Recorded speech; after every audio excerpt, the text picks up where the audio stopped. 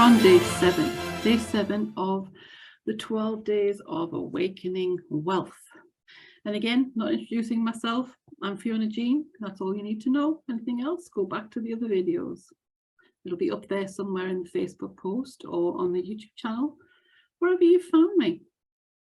So there is no middle ground, it's a vacuum. If that sentence doesn't quite make sense to you, then go back and rewatch day 6, where I talk about maybe. You see, one of the reasons why the majority never achieve wealth is because the majority seek the middle ground, the space between action and inaction. So for me, now I know this, there is no middle ground. It's a vacuum. It's like a suspended animation, and yet it's where the majority of people prefer to camp. How about you? Are you in that middle ground? Or are you on the side of action or inaction? You see, people spend a lot of time resting and taking in the view and fail to recognize that time is always depleting and passing them by. You're either doing one thing or the other.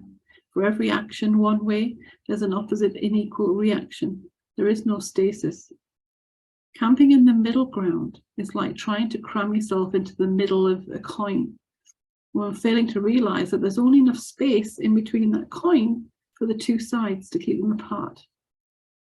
You can't jump in there. If you're not in control, you're being controlled. And like I said yesterday, two choices. You either decide to be a winner, or you decide to surrender your potential to the possibility of being a winner.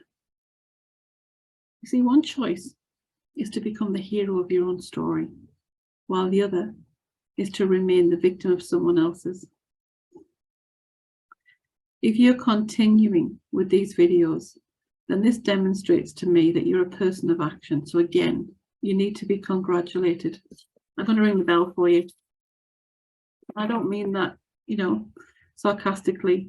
I'm really very pleased and very proud that you're here and you've watched these videos this far. Sadly though, most people choose inaction, and if you're surrounded by such people, you need to find a more productive reference group to hang around with. People who wait for money to come, they say money's made round to go round.